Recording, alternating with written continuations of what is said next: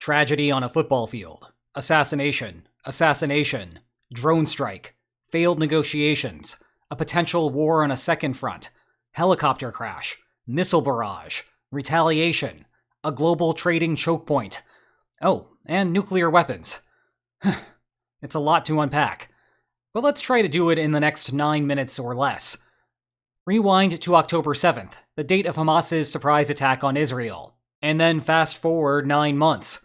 In the intervening period, Israel has been at war in Gaza, with Western partners becoming increasingly concerned about the lack of a ceasefire, and there being growing angst on Israel's northern border. With increasing public support for the Palestinian cause in the Arab world, various militant groups have been looking to cash in, both in terms of direct financial offerings and free-flowing recruitment. This explains the Houthis' actions along the Bab el-Mandab Strait, which has led to all sorts of pain in the world of international shipping. But the more recent focus has shifted to Hezbollah's delicate balancing act. Hezbollah is one of the members of Iran's loosely affiliated Axis of Resistance and calls Lebanon home. Since the Gaza war began, the group has attacked Israel in a variety of ways, trying to do just enough to stay relevant in the marketplace of militant groups, while also not inducing Israel to start a second front of the war. Well, July 27th was a real test of that strategy. That evening, a rocket struck a football field in the Golan Heights, a disputed territory on the border with Syria that Israel has administered since the Six-Day War of 1967. 12 were killed, all of whom were Druze Arabs, and most of whom were children. Hezbollah denied responsibility, but Western intelligence found that claim to be dubious. Rather, Hezbollah had messed up, the group knew it, and thus had begun backtracking. Then there was a bit of a quiet period. Too quiet, in fact, for the Wall Street Journal's tastes. But that weakness and lack of resolve turned out to be Israel saying, "Hey, can you just give us a few days?" Indeed, the response did come on July 30th, in the form of a missile strike in the suburbs of Beirut. The target was Fuad Shakur, or at least this blurry entity who goes by that name. By most accounts, he is, or was, Hezbollah's second-in-command, and the United States had sought his arrest dating all the way back to the 1983 Beirut barracks bombings. And somehow, 40 years later, this is still the best image that US intelligence has of him. Anyway, at the time of writing, 4 were dead, including 2 children. Shakur is presumed dead as well, but that is still pending final confirmation. That seemed to be the big story for the week, perhaps with a touch of US airstrikes in Iraq on the side. But Israel, or some unknown entity that publicly does not claim to be Israel, had another ace up its sleeve. Gotta love secrecy in international relations. Here is where things get weird, and we need to begin following 2 parallel processes.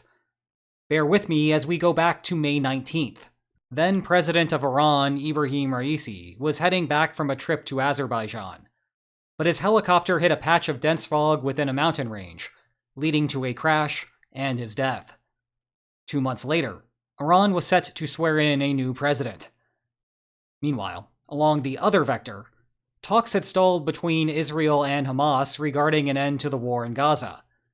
Negotiations have been primarily taking place in Qatar, in part because the country itself acts as a neutral-ish third-party arbitrator, and also because Ismail Haniyeh, Hamas's political leader, had been living there for the past 5 years.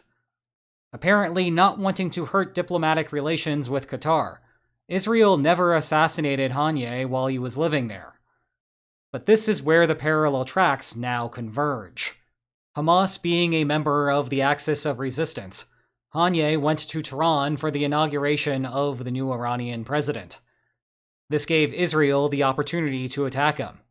Israel already has poor diplomatic relations with Iran, or perhaps more accurately, no diplomatic relations at all, so making that worse was not as big of a problem, or at least not at the same level of problem as a Qatar problem, and thus no more Hamas political leader. Under more ordinary political times, I would point out that assassinations disrupt organizational efficiency and inject new uncertainty about the succeeding leader's preferences. This creates the traditional lines on maps issues like shifting power and preventive war, and miscalculation of optimal peace-preserving demands. My self-respecting academic alter ego has also written about how this can splinter groups, which sometimes leads to more effort put into violence after militants are freed from the bounds of ineffective leadership. But it can also just make everything fall apart. All of that remains true, but I am not sure if it is what we should be focusing on here. Israel has already thoroughly gutted Hamas, and the peace process was seemingly halted anyway. Put differently, these are not normal times. Thus, it is possible for this to break the other way, where whoever assumes political control over Hamas uses it as a fresh opportunity to get out of the war. Yes, on the surface, a brazen assassination seems to invite anger from Hamas's ranks, and seems to inject more chaos into the system. But political players can use chaos as a ladder. Friendly reminder that you need both a substantive disagreement and a bargaining friction for war to happen. Where the bargaining friction lies with Gaza is a good question.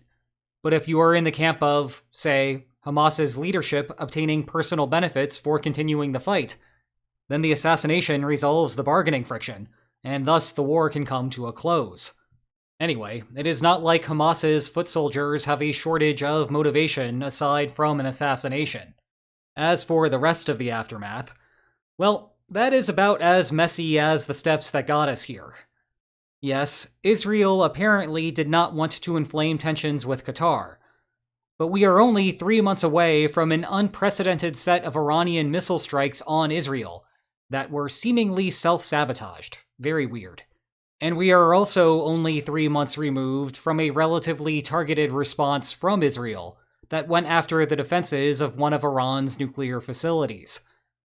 Those 3 months have seen relative bilateral peace between Israel and Iran, even as Iran's proxies have continued their attacks. It is worth noting that Iran has not always countered kinetically in response to targeted assassinations on its soil. In fact, Israel has gone after a host of Iranian nuclear scientists over the years. Well, allegedly anyway.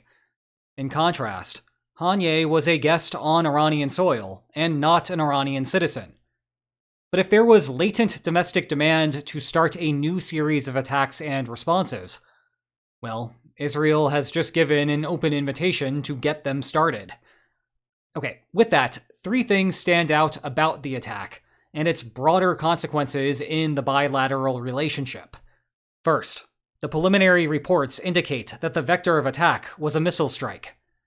If that is the case, then this is the second consecutive time that Israel has frolicked around in Iran's airspace and not found out, but rather evaded much of any consequence. That matters a great deal because of the second point, Iran's aforementioned nuclear program. As a caveat always worth repeating, reports always seem to suggest that Iran is a moment away from acquiring a nuclear weapon, but still has not. Nevertheless, if intelligence were to indicate that Iran was going to finish the process at a particular set date, then Israel will have to make a decision about whether to militarily intervene to stop it.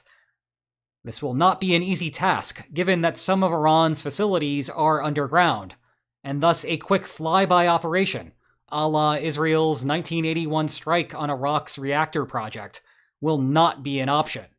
But Iran's inability to control its own airspace tells us that Israel may find such operations more feasible.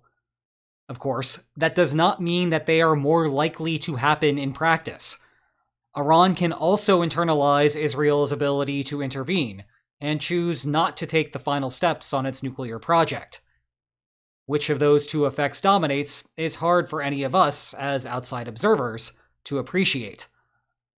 The final thought is that Iran is already inhibiting shipping along the Red Sea, with its assistance to Houthi rebels at the sea's southern point.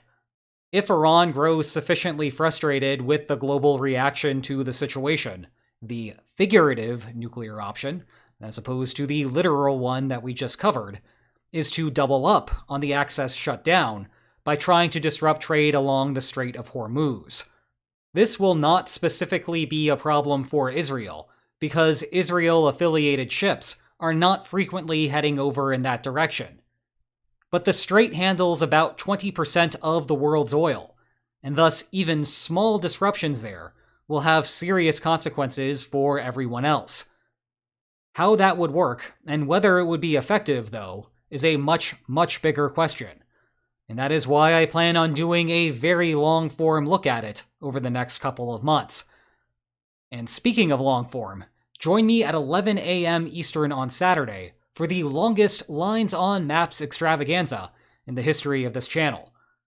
For now, if you enjoyed this video, please like, share, and subscribe, and I will see you next time. Take care.